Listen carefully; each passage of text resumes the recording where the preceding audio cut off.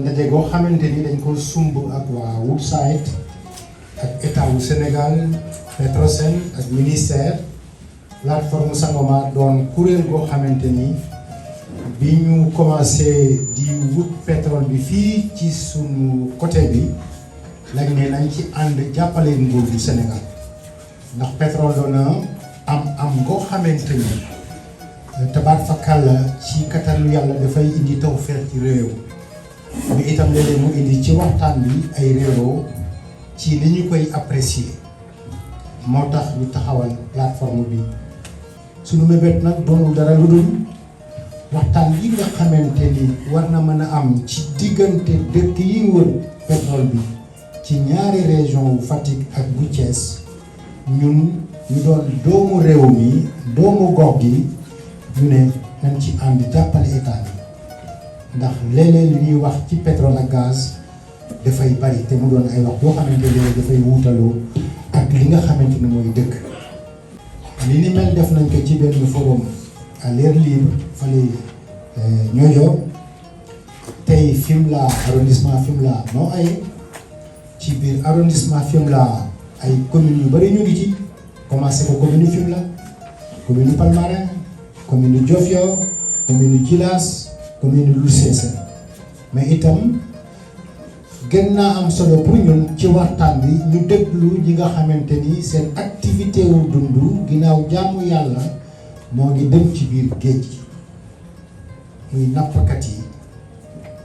muy itam ñi nga xamante ni sunu jabar yi sunu jarbaat yi sunu doom yi sunu yaay yi ñoo ngi yëngu ci lépp lu jëm ci soppali koom-koom gi jóge ci biir géej gi mën naa mu doon ay yoxos ay sipax wala yeneen xeetu jën yoo xamante ni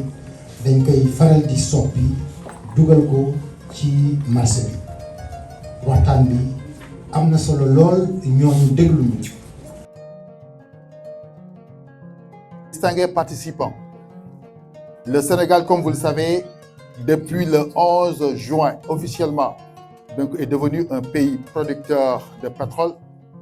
avec l'extraction des premiers barils du champ de Sangomar. Cette étape donc marque une bascule historique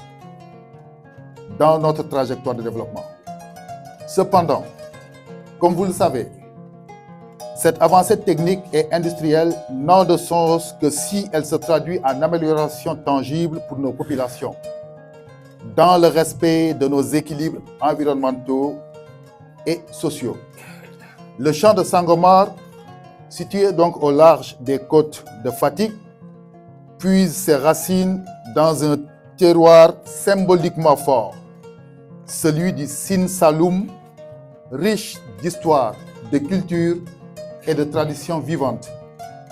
Ce n'est pas un simple hasard géographique. C'est un appel à l'éthique, à la lucidité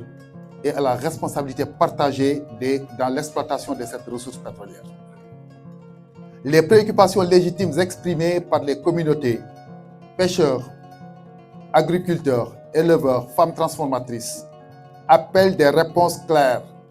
rigoureuses et transparentes. C'est précisément donc l'objectif de cet atelier, créer un espace de dialogue franc, transmettre l'information juste, déconstruire les peurs et surtout co-construire les conditions d'une cohabitation apaisée entre les usages traditionnels du territoire et les activités industrielles naissantes. Mesdames, Messieurs, il n'échappe à personne ici que le champ de Sangomar se déploie dans un écosystème d'une richesse exceptionnelle. Le delta du Saloum est à la fois une réserve de biosphère reconnue par l'UNESCO, un vivier pour la pêche artisanale et un patrimoine culturel immatériel. Cette réalité impose des exigences élevées en matière de préservation de l'environnement. L'État du Sénégal, conscient de ces enjeux, a intégré ces préoccupations dès la phase d'évaluation environnementale stratégique du projet. Des mesures d'atténuation ont été identifiées et mises en œuvre avec le concours de l'opérateur Woodside, de Petrosen et des autres partenaires du projet. le dialogue communautaire, les dispositifs de réponse aux incidents, le suivi écologique indépendant, ainsi que la prise en compte du savoir local sont autant d'outils mobilisés pour garantir un développement responsable. Chers participants, mesdames, messieurs, nous devons collectivement veiller à ce que l'exploitation pétrolière ne devienne ni une source de division, ni un facteur de marginalisation. Elle doit être, au contraire, un levier de renforcement des capacités locales, un catalyseur d'emploi pour la jeunesse, un moteur de développement économique local. C'est pourquoi la formation, la sensibilisation et l'information continue, l'implication des acteurs aussi, sont des piliers que le ministère de l'Énergie, du Pétrole et des Mines place au cœur de sa stratégie. Je tiens à rappeler ici que le gouvernement du Sénégal a adopté une démarche inclusive où les collectivités territoriales et les communautés riveraines sont pleinement associées aux grandes décisions concernant le secteur extractif. Le contenu local, le transfert de compétences, la transparence dans la gestion des revenus, ainsi que la valorisation des chaînes de valeur sont des priorités dans notre agenda. Cet atelier, en ce sens, représente bien donc plus qu'un simple exercice d'information. Il constitue une étape fondatrice pour tisser des alliances de confiance, pour bâtir une gouvernance partagée et pour faire émerger un modèle sénégalais d'exploitation des ressources fondé sur la justice sociale, l'équité territoriale et la préservation du patrimoine. Mesdames, Messieurs, les échanges de ce jour s'inscrivent dans une dynamique amorcée par le ministère de l'Énergie, du Pétrole et des Mines à travers les ateliers déjà tenus à Fatick et à Thiès, qui ont permis d'élaborer une feuille de route concertée. Il s'agira donc dans cette continuité de recueillir vos retours, de consolider les mécanismes de suivi des impacts, de renforcer la gestion des doléances communautaires et d'assurer une meilleure remontée des informations vers les institutions compétentes. Les recommandations formulées aujourd'hui viendront enrichir ce dispositif de dialogue permanent et participatif déjà mis en place. Je vous encourage donc à vous exprimer avec liberté, à questionner, à proposer, à bâtir ensemble les fondements d'une citoyenneté énergétique éclairée. Car, in fine, l'enjeu n'est pas seulement d'extraire du pétrole, mais de produire du développement. L'enjeu n'est pas seulement technique ou économique, il est profondément social, culturel, environnemental et j'allais même dire symbolique. En vous renouvelant donc les remerciements du ministre de l'Énergie, du Pétrole et des Mines, M. Birame Souleye Diop, pour votre engagement.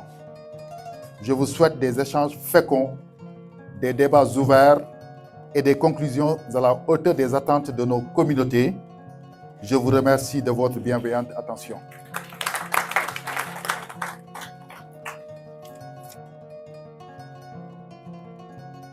bu ñuy organiser waxtaan yi ak lu mel ni plateforme Sangomar c'est que dañu am benn responsabilité suñu responsabilité mooy en tant que opérateur naam suñu responsabilité moom mooy dem développer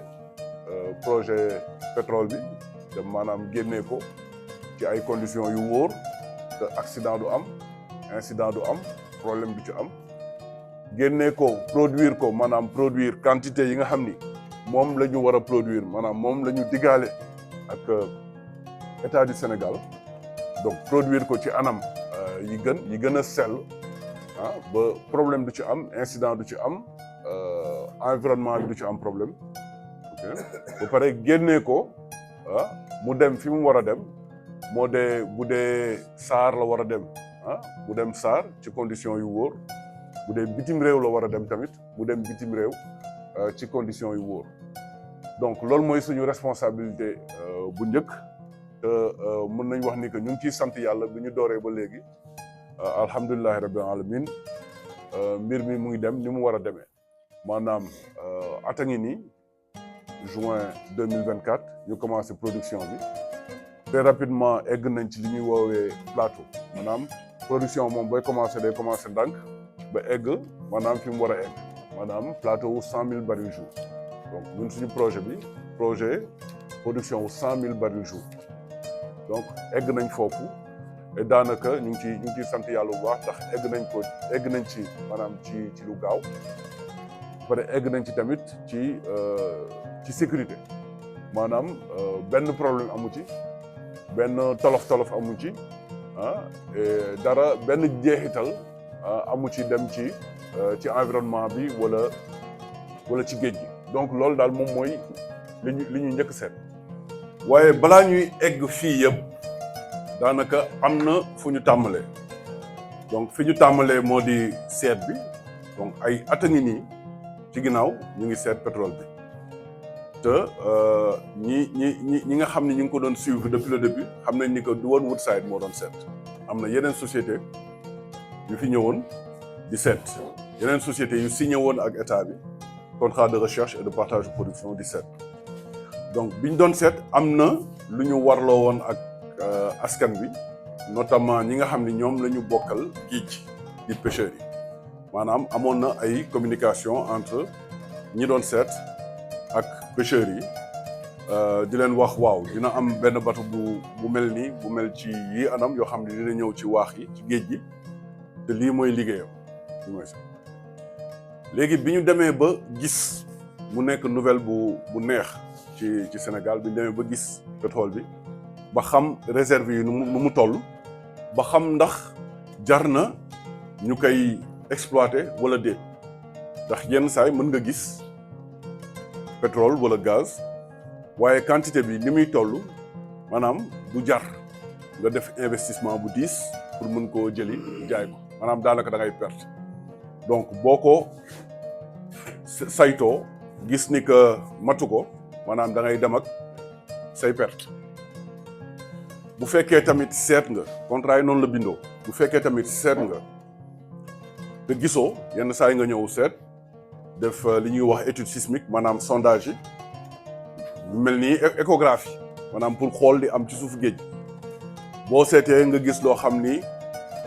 xaw na la jox ndox wala liquide wala gaz après ngay ñëw soog a def li ñuy wax puits maanaam forage boo ñëwee foore yenn saa yi nga ñëw fekk fa ndox di nga njottoon ni que pétrole la mu nekk ndox bu boobaa da ngay dem ak say perte yenn saa yi nga ñëw foore doo fa fekk dara nga dem ak say perte daanaka ci cas yi ñuy def forage yëpp ci àdduna bi wala ci Sénégal li ci ëpp noonu lay demee li ci ëpp di nga ñëw foore fekk fa loo xam ni fekk fa ndox wala fekkoo fa dara wala li nga fay fekk du jar du justifier nga def investissement pour def production loolu moo ëpp donc boo amee chance dëgg ci ngay fekk maanaam loo xam ni jar na ko daanaka saytukat yi ñu ngi naan ci bassin yu mel ni Sénégal booy def ay forage ak recherche chance yi ngay am pour gis loo xam ni jar na ko mu ngi tourner autour de 15% maanaam boo defee 100 forage ok 15 yi ñoom ñooy gis d'accord te boo seetee ci histoire du Sénégal am na lu ëpp 150 forages yoo xam ne defoon nañ ko Sénégal gisuñu dara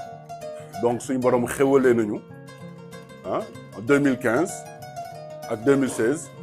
Sénégal def ay découverte maanaam gis pétrole mooy Sangomar puis gis gaz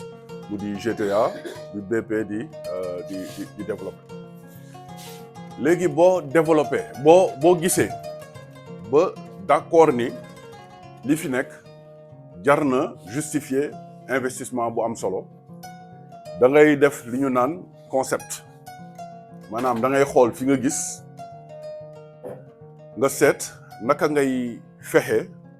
ba li fa nekk nga génnee ko ngir askan bi mën ko jëriñu loolu mooy concept bi donc ñun ci la ñu defee recherche yi gis et puis concept bi ñu def moo di conceptu FPSO moo di bateau bi nga xam ni mooy nekk foofu day samp foofu moom mooy manque pétrole bi am ay nit yu ci nekk di ci liggéey mu mel ni usine di traiter pétrole bi ah ensuite ay tanker maanaam yeneen bateau di ñëw foofu di jël si pétrole bi di dem donc li may wax nii am na solo pour li ñuy wax enjeu sécuritaire yi ok loolu dinañ ci ñëwaat donc concept bi moo doon def benn FPSO maanaam bateau boo xam ne liggéeyam moo di samp foofu ci waax yi branché wu ci teen yi nga xam ni gas nañ ko ci biir géej gi ah bu paree di xëcc di traité pétrole bi parce que pétrole buy ñëw dafay am lu muy àndal dina ànd ak ndox dina ànd ak gaz li ñuy wax gaz associé ok donc foog nga traité ko am noo koy traité dindi ndox bi dindi gaz bi séparer loolu yëpp pour mu mun a nekk brut boo xam ni moom ngay exporter moom ngay yóbbu exportation moom ngay jaay donc liggéey boobu la ñuy def ci bateau bi donc boo defee concept bi ba pare da ngay def li ñu naan étude d'impact social et environnemental maanaam projet bi ni nga ko nar a defee ni nga nar a développer projet bi yan njeexital la mën a am ci askan bi yan njeexital la mën a am ci environnement bi maanaam en l'occurrence fii yan njeexital la mën a am ci géej gi donc boo seetee loolu yëpp et je pense que jamono yooyu am na ñu ñëwoon ci askan bi fii yëpp ci côte bi waxtaan ak nit ñi jéem a am seen perception seen xalaat ok waxtaan ak pêcheurs yi jéem a xam seen perception ak seen xalaat maanaam yan côté la ñuy nekk ci géej gi ak yan impact la mën a am daanaka ci pêche bi léegi boo xoolee impact yi nga xam ni njeexital yi nga xam ni njott nañ ni que mën na am dafa am li ngay def mooy li ñuy wooyee plan de gestion environnementale et sociale plan de gestion environnementale et sociale dafa di benn tableau boo xam ni day lister lépp li nga xam ni moom mooy impact potentiel maanaam bu ñu nee ci projet bi bu ñu ko defee dina am impact ci bii xeetu jën par exemple dañ koy bind di naan impact bii ci bii xeetu jën léegi boo bindee liste bi ba pare da ngay def à côté lan nga war a def pour impact bi bañ a am bu mënul am nga wàññi ko ba maanaam du am solo donc boo defee loolu ba pare liggéey boobu boo ko defee ba pare ci la état du Sénégal di la permettre pour nga mën a def projet bi donc ñu def étude d'impact social et environnemental lister impact yi def plan de gestion environnementale et sociale waxtaan ci ak askan bi ministère de l'environnement di ko contrôler ak benn comité technique di suivre li ñuy def pour moytu li nga xam ni impact wala njeexital yoo xam ni ñu ngi koy ragal wala ñu ngi koy njort ci projet bi lan la ñu war a def pour di ko moytu ñu ngi koy suivre te plan de gestion bi dafa di loo xam ni ñëpp mën nañ ci am accès document public la mu ngi ci suñu site boo demee site ITIE tamit mu ngi ci di nga mën a gis yan njeexital la ñu yaakaar ni que dina am ci projet bi ci askan bi ak ci environnement bi loolu tamit boo ko defee da ngay continuer da ngay suivre def ay plan de suivi maanaam tout le temps étape boo toll ci liggéey bi yaa ngi suivre yan njeexital la mën a am ci environnement bi daanaka am na suñu ay collègues yoo xam ne waroon nañ ñu rejoindre mooy waa HSI maanaam ñi nga xam ñoom ñooy santé sécurité ak environnement ñoom mënoon nañ gën a expliquer seen liggéey bi ñuy liggéey tous les jours pour que problème bañ a am ci environnement bi ak ñu gérer installation bi te du indi benn problème est-ce qu'on peut arrêter ça un moment pas qu'on divertisse pas deux choses ok voilà on retourne voilà c'est ça ok donc waa HSI ñoom loolu mooy seen liggéey naroon nañ fi rejoindre mais malheureusement mujjuñu mën a libéré wu donc foofu la ñuy jaar ba agsi léegi ci li nga xam ni moom mooy production bi commencé produire depuis li nga xam ni moom mooy juin 2024 non juillet non juin 2024 ah ba léegi ça fait léegi 1 an ñu ngi produire et alhamdulilah maanaam mesures yi nga xam ne ñu ngi ko teg pour éviter mu am njeexital ci environnement bi mu éviter mu am problème waaw mesures yooyu ñu ngi marché gu daanaka ba léegi nii daal amaguñ ci tolof-tolof bu mat a wax mat a tuddee tolof-tolof te daanaka daal macha allah alhamdulilah affaire yi ñu ngi doxee ni mu waree maanaam ci sécurité production baa ngi continuer puis pétrole bi am na ñu mu intéressé ci àdduna bi pétrole Sangomar am na ñu mu intéressé ci àdduna bi ba ñu ngi ñëw di ko jënd si fii Sénégal donc côté opération moom ñu ngi sant yàlla léegi dafa am beneen aspect bi nga xam ni dafa am solo trop pour Woodside ak pour Petrosen moo di boo commencé développer projet bu mel nii boo toogee décider ni da ngay def projet bu mel nii ba commencé ci liggéey dafa am loo xam ni moom moo la warloo ak askan bi léegi comme projet bi dafa nekk ci géej gi donc logiquement ñi ngay njëkk xalaat ci askan bi mooy ñi nga xam ne ñoom nga bokkal géej moo di pêcheurs yi ak acteurs de la pêche boo nee pêcheurs yi da nga naan acteurs de la pêche yëpp parce que am na ñuy dem ci géej gi waaye am na ñuy jëriñoo ci géej gi muy femmes transformatrices yi muy mareyeurs yi et cetera muy acteurs de la pêche de manière générale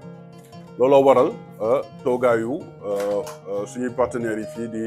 di CLPA mu di ñoo xam ni ñu ngi ànd ak ñoom depuis début projet bi ci àndu dëgg ndax Ibrahima Mar mi quasiment duñu toog weer te déggante wuñu wala gisante wuñu waaye tey suñu waxtaan neex tey suñu waxtaan du neex ndax dëgg bu mu xalaat ni ko war na ko jëmale ci Woodside dinañ jëmale ci Woodside ñun dëgg bu ñu yaakaar ni ko war nañ ko jëmale ci CLPA dinañ ko jëmale ci CLPA muy àndu dëgg loolu mooy ànd bu wóor te loolu dafa bokk ci suñu démarche maanaam démarche boo xam ni transparence moo koy lal loolu la suñu autorités yi di xaar ci ñun maanaam transparence jëmale ko ci communauté yi jëmale ko ci acteurs yi di waxtaan waxu dëgg di waxtaan ci loo xam ni amul benn tabu maanaam ñun jàpp nañ ni bu ñu ñëwee war a waxtaan ak askan bi war a déglu askan bi amul lu muy seet ci lu mu ñu war a wax amul lu mu ciy seet maanaam lu ñëw ci xelu askan bi maanaam ci laaj ak ci maanaam lu ko jaaxal nañ ko teg ci table bi ñu waxtaane ko daanaka yéen ñëpp a ngi fi tey daanaka tey opportunité la occasion la pour ñu mën a waxtaanee mbir yi ñun lépp li nga xam ne xam nañ ko ci dinañ ko wax lu ñu xamul tamit parce que xamuñu lépp daanaka domaine bi ñu nekk dafa nekk benn domaine bu vaste bu varié di laajte ay compétence xeetu compétence yu bëri te ñëpp mënuñu woon ñëw donc lépp li nga xam ni laaj ngeen ñu ko xamuñu ko dinañ ko noté dellu ci suñuy collègue laaj leen ko fexe nu plateforme bi di indiwaatee information bi ci yéen ndax plateforme bi daanaka ñoom loolu mooy seen liggéey c'est des acteurs de la société civile ñoo xam ni ci communauté bi lañ bokk di fas yéene fexe di waxtaan di yombal waxtaan bi diggante askan wi ak société yi donc loolu engagement bu ñuy jël la ànd ceeg plateforme engagement bu ñuy jël ci yéen pour wax leen wax bu leen donc mu ñëwaat ci leneen lu ñu deuxième chose bu ñu warloo ak communauté bi bu weesoo waxtaanu dëgg ak transparence ak information moo di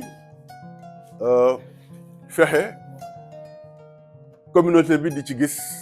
njëriñ loolu bokk na ci li nga xam ni suñu engagement la mais engagement bu ñu jël ci kaw lu ñu mën ci suñu doole lan la ñu mën a def pour fexe communauté bi en tout cas li ëpp ci askan bi mën a gis jëriñ ci présence su Woodside ak Petrosen donc loolu mooy ñaareelu mbir bi ñu waroo ak askan bi maa ngi doon wax ni que ñi jiitu ci ñu ñuy jokkalanteel moo di acteurs de la pêche dans leur globalité waaye communauté bi maanaam bi ko dalee Dakar ba Fatick surtout ci nekk ci côte bi comme zone yi nii yi Nangaan ba ay Fimela Sokone ba ay Rufisque ñoom ñëpp am na lu ñuy jéem a def ci ñoom donc bi ñu defee suñu décision finale d'investissement maanaam bi ñu décidé ni que léegi projet bi xool nañ lépp def nañ étude d'impact bi xool nañ concept bi xam nañ nañ koy jëlee xam nañ yan njeexital lañ am xam nañ lan lañ war a def pour contrôler ko léegi dañuy seet lan la ñuy def pour askan bi ci loolu la ñu décidé ne dañuy def ñaari projet benn bi ñu def ko ak Wetlands International xëy na ñenn ci yéen xam nañ leen beneen ñu def ko ak Panafricaine ñoom yónnee nañ fa ay représentants Wetlands mënuñu woon ñëw mais Panafricaine ñoom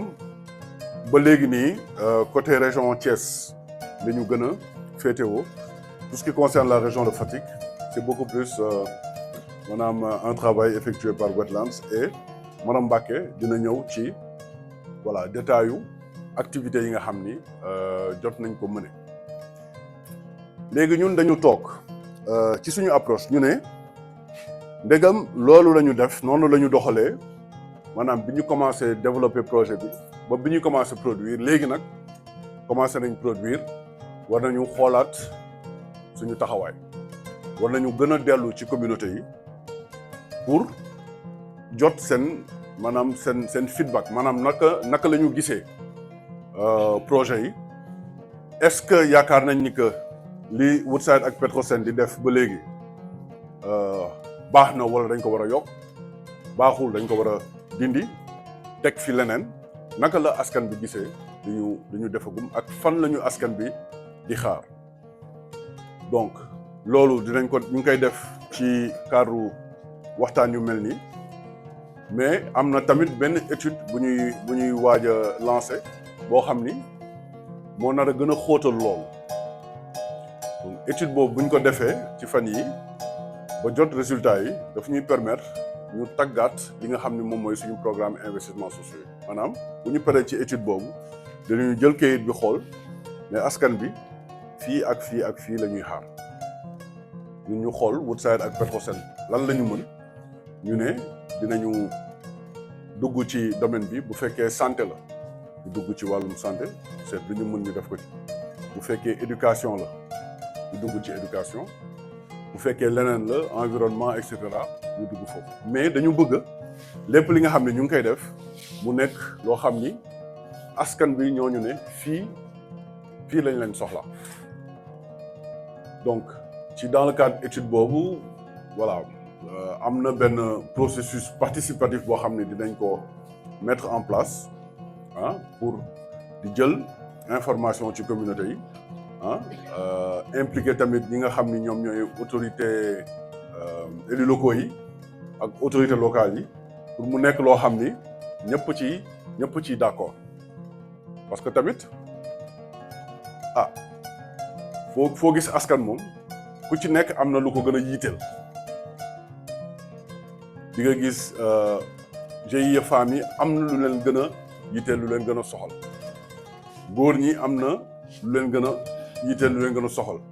jeunes yi tamit amaana am na lu leen gën a soxal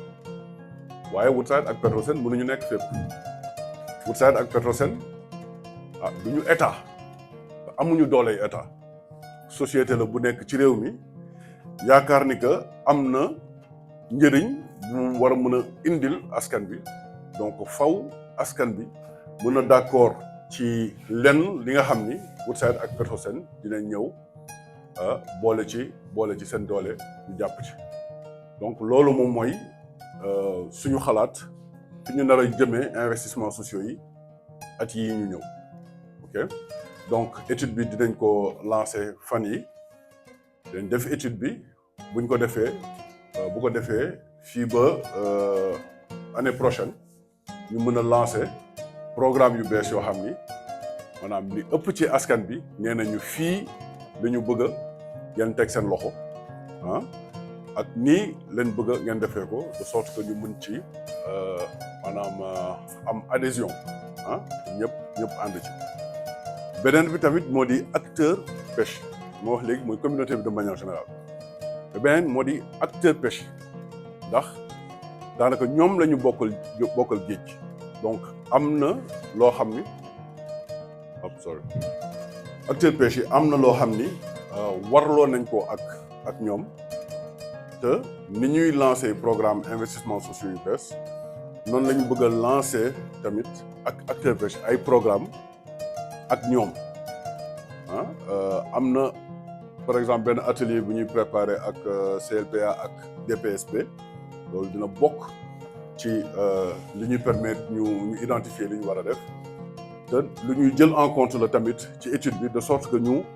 d'accord vraiment ak acteurs pêche yi ci naka la Woodside ak Petrosen nar a jàppee ci mbir yi de manière générale. donc madame Mbacké xëy na dina ci ñëwaat ci lan lañ jot a def mais vraiment ñun suñu vision ci wàllum investissement social moo di lépp lu ñuy def mu jóge ci askan bi pas ñun ñu ñëw rek ne waa yaakaar nañ ni war nañ mën a def hôpital fii wala yaakaar nañ ni war nañ mën a def école fii su fekkee askan bi du loolu la soxla donc du am njëriñ donc ñun dañu bëgg moo tax ñu bëgg leen delloo kàddu bi pour ngeen wax ñu li nga xam ni moom la askan bi soxla ndax yéen ay représentants am tey loolu moo doon deuxième point bi am solo ci agenda bi ñu ngi wax ci mbirum sécurité des plateformes wàllum sécurité waaw mu di mbir bu am solo ndax jamono yee ñu weesu am na ay images yu ñu doon gis mu jugee ci mbokku Ibrahima Mari maanaam pêcheurs yi mu di ñuy dem di nappi ci wetu plateforme bi waaw di fa nappi bon ñenn ci ñoom di def affaire di doxalee lu xaw a danger maanaam boo ñëwee ba ci wetu yeew sa gaal ci benn bateau pétrole waaw taal sa gaz ne da ngay ataaya waaw loolu moom xam nga lu fa xew di nga indil sa bopp problème indil sa yeneen mbokku pêcheur problème ndax pétrole bi dina tas foofu donc yàq géej gi indil réew mi problème ndax bateau bi Woodside moomu ko Petrosen moomu ko réew mee ko moom donc ñu gis ci ay images yu xaw a doy waar ñu yeew seen bopp ci bateau yi wala fi nga xam ni mooy tuyau bi nga xam ni moom la ñuy maanaam jëlee pétrole bi ci bateau bi yóbbu ko ci yeneen bateau yu koy yóbbu exportation fi muy jaar nga ñëw yeew ci sa gaal wala nga koy traversé foofu bu xottee ko wala bu yàqoo waaw musiba la day indi problème ok donc ci loolu pour ñu ngi liggéey ba léegi ci nan la ñuy régler problème boobu am na benn liggéey bu ñu commencé réfléchir ak Petrosen ak état du Sénégal am na ay jéego yu ñu ci jot a dox tamit ak CLPA ndax bi affaire bi doyee waar metti dañu identifier ak CLPA fan la pêcheurs yooyu di jóge puis ànd ak ñoom Ibrahima Mar ñu wàcc ci quai de pêche yëpp wax ak suñu mbokk pêcheurs yi pour ñu moytu di def loolu ndax loolu moom mun na yàqal ñëpp mais bonne nouvelle bi moo di pêcheurs yooyu jógewuñu fii loolu daal ci li ñu gis jógewuñu fii donc bu ñuy wax affaire sécurité daanaka du suñu mbokk pêcheurs yi nekk fii donte ñoom it war nañ dégg message bi xam ni que bu ñu naree egg ba foofu tamit am na yoo xam ni war nañ ko moytu war nañ ko doxalee maanaam di respecter zone de sécurité bu 500 mètres daanaka daanaka loolu moo doon troisième dernier point bi. dañ faa ubbi 3 boutiques d'énergie nga xamante ni dafay am ay fourneau jàmbaar ay bonbonnes de gaz ci tollu ay peut-être boutique bu nekk am na au moins 200 bonbonnes de gaz 300 fourneaux jàmbaar loolu daf leen di permettre déjà éviter leen ñuy dem ba ci mangrove bi ak bois bi ba pare di leen yombalal seen ci kaw loolu it ñu tabaxal leen ay 2 unités de transformation Jogan ak Mbissel. Unité de transformation yooyu day permettre ñu transformer ay produits halieutiques ak ay produits yoo xamante ni produits forestiers non ligneux. Donc ci kaw loolu it ñu def beneen liggéey bu am solo mooy ñu fournir leen ay biodigesteurs. Donc Jogan ak Mbissel dañoo fekkoon foofu ay soxna yu yëngatu ci activité yooyu ñu fournir leen 2 biodigesteurs yoo xamante ni ay sources d'énergie la tamit. Source d'énergie yooyu ñu ngi ko jëlee ci à partir de li nga xamante ni mooy neefere nag yi loolu la ñuy transformer ba mun nga xamante ni dañuy mën a produire seen cuisson. su ñëwee ci wàllu apiculture ñu def ci liggéey aussi bu am solo jàppale soxna yi nga xamante ni ñoo liggéey ci lem bi donc ñeelu mangrove bi. dañ leen former en apiculture lu ci mel ni ay groupement yu mel ni Matir ak Mondor RNCP bu Palmarin ñu am foofu ubbi leen parc apicole donc groupement yooyu dañ leen jàppale ñu former wu ci lem non seulement mais aussi ñu fournir leen ay matériel te loolu permettre na ñu am capacité de production lem 200 kilos par an loolu da leen permettre ñu générer revenu parce que dañ koy jaayaat ci seen localité. su ñëwee ci wàllu agriculture ak ostréiculture am na aussi ay soxna yu doon def maraîchage jonwaar di jàppale leen pour ñu bay ay légumes loolu tam dañ koy revendre donc loolu yëpp ay activités régénératrices de revenus la ñu accompagner leen aussi ci seen activité yi doon def ci côté mangrove. ci wàllu GECOM bi comme ni ngeen ko gisee ci vidéo bi grâce à programme bi ñu jot def ñun ak Petrosen am nañ 57 GECOM ci 57 GECOM yooyu soxna yi dañuy épargne yooyu soo ko xaymaa 57 GECOM yi année dernière soxna yooyu am nañ 500 millions de francs CFA lañ mobilisé maanaam GECOM bu ci nekk mënoon épargner na 1 à 2 millions seen xaalis boobu en fait da leen di permettre ñuy économiser yi defante solidarité seen biir ba yenn activités yi ñu bëgg a def au lieu ñu dem ci banque bi la léegi ñoom ci seen bopp ñoom ñooy financer seen bopp muy liggéey bu am solo ndax dafa fekk ay soxna yoo xam dañ leen jàngal aussi ñuy gérer seen finance ak côté administration ci kaw loolu ñu am aussi soxna yi nga xamante ni ñu ngi am ay activités régénératrices de revenus ñu fexe ba amal leen ay Fra donc Fra yi da leen di permettre ñu commercialiser seeni produits ci magasin yi donc jàngal nañ leen nu ñuy respecter normes de qualité hygiène en collaboration avec Sénégal service bu Fatick. léegi nag leneen lu am solo loo xamante ni ñoo ngi ci yëngu démarche administrative yi noppi na. D'ici quelques semaines incha allah xam naa dañoo fexe ba groupement soxna yooyu ñu am coopérative loolu lañ bëgg mooy objectif final bi ci fin au projet bi ñu am coopérative te coopérative boobu da leen di permettre ñu gën a am doole noonu finance bu ñu bëgg a am projet financier bu ñu bëgg a am auprès des banques ñu mun ko am te banques yi ñi gën a am crédibilité daal ci bailleur de fonds donc loolu mooy objectif final projet bi balaa ñuy pare sur contrat ak ñoom suñu ñëwee ci wàllu restauration des écosystèmes comme ngeen ko gisee ci vidéo bi programme bi permettre na ñu restaurer 56 hectares de mangrove entre diggante Sangomar Joal Fadiouth ak Palmarin loolu aussi dafa permettre ay participants yu bëri ak ay formations récupération de terre salée mu nekkoon ci vallée Mbissel ji lu am solo la lu jar a saluer ndaxte dafa am benn site bu nekkoon Mbissel boo xamante ni kenn daaw fa dem site boo xam c'était inaccessible grâce au programme bi ñu am ñu mën a récupérer 25 hectares de terre salée boo xamante ni ci vallée bi Sel la soxna yi nekkoon foofu léegi mën nañ bay ceeb ba pare di ko jaay wutal leen décortiqueuse donc muy kii activité bu am solo dans le cadre du projet bu ñu def boo xamante ni ñun sax dañ ci fier bois villageois ñu am ñaari bois villageois yoo xam dañ ko installé fii ci Fimela ak Yoff superficie wu 4 hectares bois villageois bi moom dafa permettre vraiment ñuy éviter encore une fois dem jël bois wu mangrove bi donc lépp loo xamante ni soxna yi wala communauté yi soxla nañ ko ci bois pour togg foofu lañ koy wutee ci 2 sites yooyu te loolu aussi day permettre non seulement régénérer écosystème bi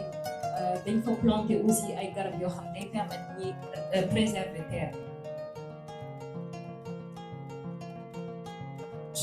suñu partenariat nag ak Wetlands mi ngi waaj a jeex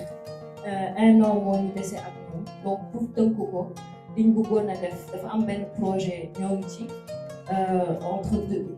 ñii lay commencé mois prochain incha allah ci mi 2025 ba 2026 li ñu bëgg a def mooy dañoo bëgg a valoriser déchets plastiques yi au niveau des insulaires bu ci mel ni île de Diogal Niodior ak Dionewar yoo leen identifié ko muy projet bu am solo bu ñuy waaj a def en partenariat avec la SONAGED communauté locale yi ak le ministère foofu dafa nekk ay îles yoo xam ni déchets yi dafa bëri accessibilité bi yombul léegi moo tax ñu identifier ni que îles yooyu mu ne ko tàmbalee ci liggéey pour valoriser justement déchets yi donc li ñu jot a defagum mooy identifier leen déjà points yi nga xamante ni foofu la ñuy installer PRN yi acquisition de bateau donc dafa am benn bateau boo xam day transporter déchets yi ci yóbbu ko ci terre objectif yi mooy vraiment éliminer déchets yi recycler former jeunes yi ak les femmes loolu dina mën a permettre créer 80 emplois directs ak nettoyer sites pollués donc loolu laa amoon pour présenter leen ko tey dans le cadre de notre projet dama ko tënk suñu liggéey ak Wetlands am na yeneen yu am solo yu ñu def mais yii moo ci gën a fës pour aussi permettre leen ñu échange yàlla jërëjëf. formation bi ma mujj a am 2024 ñu ngi soon ci 2500 recrues ñoo xam ne ñu ma fa di liggéey ci 30 plateformes kon normalement war nañu yegg 3000 mais ab mool nekk fa ab acteur de la presse nekkul ci ñooñu ñu jël loolu diitaange la parce que bu fekkee noo jiitu si néeg bi ba pare suñuy tànk de si biti loolu diitaange la est-ce que duñ ñu génn néeg bi loolu mooy suñu diitaange parce que jàpp naa ne bu fa 3000 demee te ñun ab mool nekk fa peut-être par expérience li ñu soxlaa ñoom diplôme boobu mool mi amu ko ndax souvent mool mi à 90% si moom du xaar diplôme boobu. sinon bu amee aussi dafa tuuti parce que zone pétrole lañ nekk c'est la commune de Fimela Palmarin kooku foog ñu bàyyi ci xel beneen côté bi RSE bi question laa ciy posé ndax RSE bi communes yi ñooy booloo posé ci question andi seen mébét wala dañ ñu koy proposé et à quel montant beneen question bi aussi mooy problème mu ndox mi forage bu xorome la ñu am hôtel yaa ngi fi je suis le représentant du tourisme je suis le président de la commission touristique de Fimela ñun amuñu ndox est-ce que RSE bi mun na jàpp ci forage bi jàppale ñu pour mu baax parce que on souffre la population de Fimela souffre on souffre bu ñu loolu les jeunes parce que c'est un peu contradictoire que les jeunes la majeure partie des jeunes qui quittent ici pour partir en Espagne dëkk ci zone bi alors que pétrole bi ñun amuñu ci des employés on ne forme pas les jeunes on n'a pas formé je dis cette réunion pour commune gis seen bopp pour autonomisation de la femme moo tax may wax dafa am ay plateformes yoo xam ne état bi da koy tabax mais jotalewul ñëpp muy plateforme de transformation de produits agricoles yi nga xamante ni su ngeen ko tabaxee ci chaque commune femmes yëpp dinañ ci gis seen bopp ñi nga xamante dañuy transformer produits halieutiques dinañ ci gis seen bopp transformation de céréales locales jus locaux yi mu nekk ay infrastructures yoo xam ne bu ngeen ko defee dafay def ba faw nekk loo xamante ni nit ñi dañ ciy duut baaraam. sa frais yooyu yëpp dafay wàcc après. ay frais wu opération ngay am maanaam maintenance maanaam ñi nga xam ni ñoom ñooy nettoyer chambre yi ñuy togg et cetera noonu lay toll dafay plat ay période opération yi dépenses yi dafay wàcc wute nag dépenses yi ni muy toll bu fekkee war nga defar ciment war nga tabax war nga wut architecte c'est-à-dire dafay yéeg maanaam période de développement la investissement bu rëy la ok donc boo defee investissement ba pare ba hôtel bi taxaw donc day wàcc day nekk routine danay opération donc pétrole ak gaz noonu la demee moment bi ngay defar développement bi moom mooy moment wu pic ci ay recrutement ak ci ay investissement ok donc sànq maar mu ngi doon wax nombre d'emplois yi amoon c'est-à-dire moment bi ñu toll ci picu développement bi en tout on avait à peu près 4400 emplois ñu amoon mais comme développé nañ ba pare pour commencer production loolu dafay wàcc c'est un cycle naturel dafay wàcc ok loolu moo am ci lépp ñu teg ci ni ñun pétrole ak gaz Sénégal ci géej gi la nekk ay projet offshore la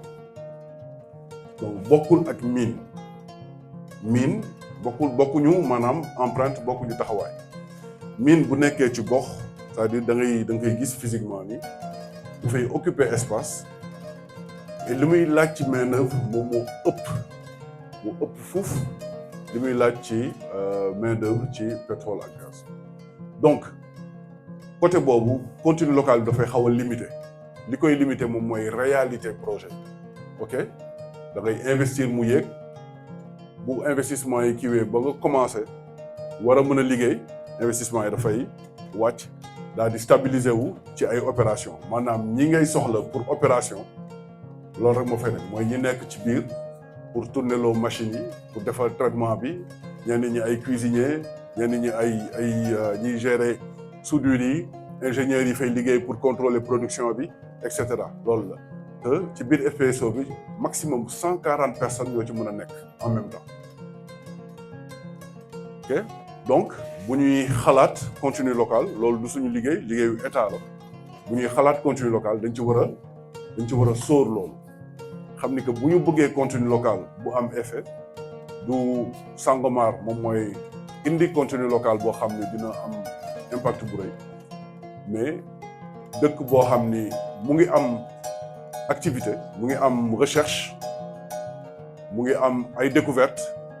di am ay développement yu bëri loolu moom mooy indi contenu local boo xam ni dina gën a am doole dina gën a am solo on a 1 kilomètre de profondeur d'eau et 2 kilomètres encore ci suuf ok et soo xoolee rien que l'étendue du suñu infrastructure sous-marine yi maanaam puits yi puits ni ñu tasee nii quasiment toll na ci comme région de Dakar waaw ok comme le département de Dakar pardon noonu la toll en termes de taille maanaam pipeline yi puits yi fi ñuy dem ak yooyu ok mais FPSO bi ci boppam bateau bi waaw c'est la taille d'un grand navire mu mel ni nga jël 4 terrains football xam nga aligné ko quoi noonu la toll et c'est autour de 500 mètres la ñuy soxla pour sécurité autour de l'installation 500 mètres sinon li des ci géej gi yëpp yéen a ko moom li des ci géej gi yëpp du ñun yéen a ko moom. Sangomar dina jël entre 20 à 30 ans te suñu sañoon mu ëpp loolu pour mu ëpp ko nag il faut que ñu am yeneen découverte donc ça signifie que cohabitation bi entre pêche ak exploitation pétrole ak gaz dina yàgg donc il faudrait que ñu nekk di créer ay ponts au lieu ñu créer loo xam ne par exemple def ñuy xaaj am na ku ko rappeler aussi fii léegi nee nañu les ressources appartiennent au peuple maanaam ça appartient aux 18 millions de Sénégalais mais nangu naa si niñ ko waxee léegi gën a jege gën a yey nangu naa ko loolu moo tax ñuy def ay affaire RSE si genre projet yooyu ma xamal leen nag RSE c'est un acte volontaire d'une entreprise c'est pas une obligation formelle c'est un acte volontaire li nga xamante ne état daf ko def obligation pratiquement moom mooy contenu local bi mu doon expliquer léegi te contenu local bi si bi ko état tegee dafa bëgg vraiment ñu mën a gën a jëriñoo investissement yi ñuy dugal ci projet pétrolier ak gazier yi maanaam mooy xaalis biy dugg ci projet yooyu au lieu mu nekk ay gan yuy jóge ci yeneen dëkk di ko investir fii mu nekk ay sénégalais yu ko def comme ça xaalis yu des ci réew mi ñu mën a développer suñu activité économique loolu mooy avantage du contenu local moo tax état légiféré ko def ko en 3 régimes de telle sorte que sénégalais yi mën a monter en puissance pour vraiment investir ci projet pétrolier ak gazier yi ci li ma jàngat ci li jot a génn fii gis naa affaire cohabitation je vais pas dire exploitation ak pêche mais je vais dire cohabitation activité économique parce que exploitation bi activité économique la buy jëriñ réew mi pêche bi aussi activité économique buy jëriñ réew mi avant ñuy gis pétrole ak gaz pêche la ñu amoon ak agriculture ñuy génne pratiquement ay 3% 4% du PIB yore suñu réew ñeewuñu kenn ba yegg si fii comme gis nañu pétrole ak gaz mu war a ñëw yokk dafa war a nekk nag quelque chose boo xam ne day impacter mais pas luy wàññeeku waa de positif waruñu wàññi pêche bi waruñu wàññi agriculture bi dañu war a gën a ñongal aussi exploitation bi comme ça ñu gën a mën a développer suñu réew am na ku wax affaire pisciculture defe naa bi ñu demee Niodior jot nañ si wax te directeur général agence nationale de l'aquaculture mu nga fa woon te moom pare na pour lëkkaloo ak Petrosen ñu xool naka la ñu mën a def pour jàppale acteur de la pêche yi genre bassin yu mel noonu nga xam ne comme dañuy wax affaire rareté du poisson au Sénégal ñu mën a xool par exemple période yi nga xamante ne rareté boobu am na ñu mën a def exploitation yu jaar ci mbirum pisciculture loolu ñu ngi siy liggéey affaire RSE bi aussi ñun Petrosen xëy na jotaguñu waxtaan ak Woodside ci loolu mais ñu ngi siy liggéey parce que suñu sañoon ñu construire des projets structurants yoo xam ne dafay dépasser par exemple yenn activités yi ngeen di wax nii maanaam pour bokk ci zone exploitation bi soo amee un projet bancable nga mën a ñëw par exemple développer ko liggéey ko jëm kanam par exemple mën na nekk sax xëy na am na des gens yoo xam ne ils ont de la créativité qui peuvent leur permettre aujourd'hui d'être des acteurs du contenu local ñu ngi wax aussi jàpp naa si li ñuy jot a wax fii mbirum sécurité force de défense et de sécurité wax nañu mbirum sécurité on connaît ce qui se passe dans la sous-région et on connaît xam nañu aussi attirance yi projet pétrolier ak gaz yi mën a def donc ça c'est une sécurité c'est une autre forme de sécurité mais la sécurité la plus impactante aujourd'hui tourne autour du projet pétrolier et gazier ñun ñëpp ko bokk nañu def en sorte que la sécurité autour de ce projet là nekk lu dëgër pour ñun ñëpp am na aussi ay yeneen wax yu ñu wax fii maanaam accès à l'eau potable ak des questions environnementales et tout ma bëggoon rappeler rek ne y a des activités yoo xam ne c'est des activités régaliennes de l'État donc une entreprise ne peut pas venir se substituer à l'État pour def genre activité yu mel noonu par contre mën na apporter son soutien un soutien solide pour renforcer l'activité que l'État est en train de faire sur le terrain. Je pense que c'est ce que nos projets sont en train de faire présentement, vraiment pour appuyer l'État, pour que les populations puissent bénéficier des retombées économiques de ces projets pétroliers et gaziers. li ci jógee ci ay xalaat rafet na et li ma ci mën a remarquer mooy que ne li nekk suñu dënn maanaam mën nañ ne sax genn wàll génnul loolu on peut le comprendre waaye lii nit ñi war a comprendre mooy que ne ndar xëyul sotti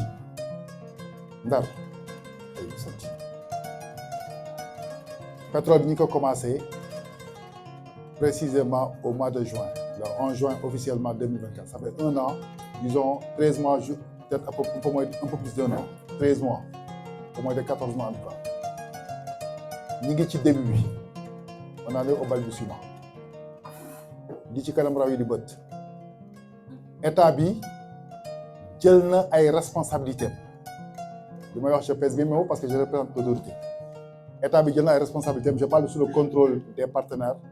sous le contrôle des opérateurs Woodside Petrosen moom la ñuy wax loxo technique gu état le bras opérationnel de l'état Petrosen moo teewal état ci joint venture exploitation pétrolière di travail quoi Woodside Woodside ay sénégalais la engagé kii di wax ak yéen ñu ngi tudd Ousseynou sant Diakhaté du tubaab sénégalais la compétence am moo tax Woodside recruté ko soxna Seydi wax ak yéen madame Mbacké sénégalaise compétence am moo tax sax donc Woodside am na ay recrutement yoo xam ne def na ko ci ay sénégalais Petrosen ay sénégalais ñoo fi nekk léegi plan de feuille de route bi nga xam ne état bi da ko dressé feuille de route bi mi ngi nii bëri na y a beaucoup de points yoo xam ne wax nañ ko ci point bi nga xam ne c'est des points importants mooy contenu local dégg naa bu baax ñi koy wax contenu local dafa am solo contenu local mooy lépp li nga mën a def ci chaîne de valeur bi maanaam ci production pétrolière bi lépp loo xam ne sénégalais mën na ko def loolu mooy yoon sax waaye ci kaw sénégalais bi am compétence bi balaa ñuy compléter feuille de route parce que y a déjà l'élaboration d'un plan am na benn élaboration ce qu'on appelle élaboration d'un plan de contenu local boo xam ne ñu ngi ci feuille de route bi mais élaboration plan contenu plan de contenu local boobu dafa am ay mesures d'accompagnement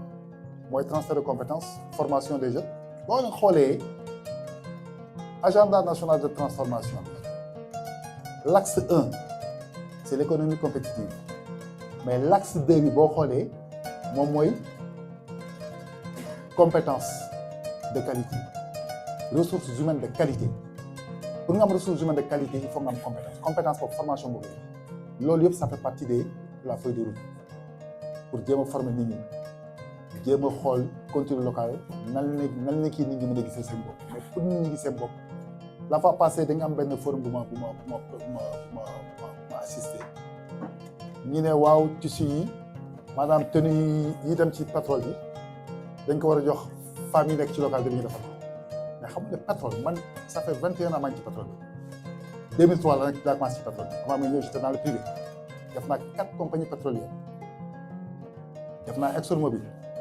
def naa Elton Bissau où j'étais le directeur général je suis rentré j'ai fait Pimon j'ai fait Oryx def naa privé bi def naa 21 ans mais li am ci secteur pétrolier mooy secteur bi c'est un secteur boo xam ne dafa fiir même tenue bi ñuy sol dafa am norme yu koy régir du tissu yooyu jël rek jënd ko ci tissu rek jël tenue c'est pas des tenues c'est des tenues spéciales tenue yooyu pour ñu am ko compétence ko amaguñ ko amul alternative bu ñu mën a am bu dul dem jënd ci ko bitim réew même fii ni nga koy ñëwee sax fii ni ñëwee tenue sax dafa nekk des fils spéciaux donc bu ñu wax contenu local du caagante ne dañuy jël rek joxe parce que secteur pétrole dafa am ay exigences yoo xam ne dafa régir il faut que ñu def formation bi d'abord la formation loolu ça fait partie de la feuille de route loolu ñu ngi ciy liggéey te loolu bu demee ba sotti maanaam contenu local bi ku nekk mën a gis sa bopp boo amee compétence ça c'est vrai. La deuxième chose bi aussi ma bëggoon préciser mooy bi ñuy wax responsabilité sociétale RSE. RSE moi je pense que dans la feuille de route même on l'a dit ciblage de la responsabilité sociétale ciblé maanaam xool parce que boo xoolee sax li ngeen fi wax yëpp comme doléance yëpp ñu ci inscrit dans la feuille de route parce que quand on parle de parce que tout à l'heure il y a quelqu'un qui a pris la parole mais woy li ngeen def yëpp c'est bien mais peut-être du priorité du maanaam du fi ñu leen di xaaree donc ciblage mooy def responsabilité sociale boo xam ne foofu la ñuy xaaree waa Woodside loolu la ñuy def loolu ñu ci feuille de route te feuille de route ça a été déjà validé ministère validé na ko donc loolu développement moo ci des ok donc pour vous dire que préoccupation yi ngeen am yëpp fii c'est des préoccupations qui ont été prises en compte qui ont été intégrées dans la feuille de route et que Petrosen Woodside ak l'autorité l'État le ministère de l'énergie lépp li nga xam ne mooy seen wareef danañ ko def parce que moo ñu war buñ ko defee dañ kaa war def buñ ko defee du question loo xam ne dañ koy def pour faire plaisir on doit le faire parce que obligation suñu devoir nit ki nag def devoir am kenn waru ko ci yedd état mi ngi ciy liggéey bu baax ak les partenaires avec impliquer leen parce que boo xoolee lii nii dialogue bi ñu def nii de façon transparente day wane ne la volonté de l'autorité à travailler avec toutes les parties prenantes day wane la volonté des opérateurs à travailler avec toutes les parties prenantes loolu dafa am solo man nag mën nañ bañ a nag maanaam bokk xalaat waaye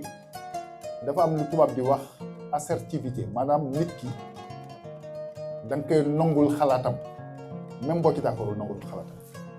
léegi maintenant l'intelligence mooy def seen xalaat ngeen conjugué ko pour am benn xalaat boo xam mooy xalaat consensuel boo xam ne di nga gis sa bopp état bi gis sa bopp ñëpp gis seen bopp parce que rôle état mooy créer les conditions que képp koo xam ne dafa nekk Sénégal gis bopp ci réew loolu mooy rôle état tout à l'heure aussi am na fu ma d'accord ak Woodside bi mu ne am na yenn prérogatives yoo xam ne c'est des prérogatives régaliennes de l'État même Woodside wax na aussi tabax école de formation dafa am benn encadrement bu mu àndal encadrement boobu du responsabilité Woodside parce que tabax école du tabax rek joxe financement il faut former les écoles il faut former les professeurs il faut créer les conditions d'apprentissage d'enseignement yëpp da nga koy créer ci biir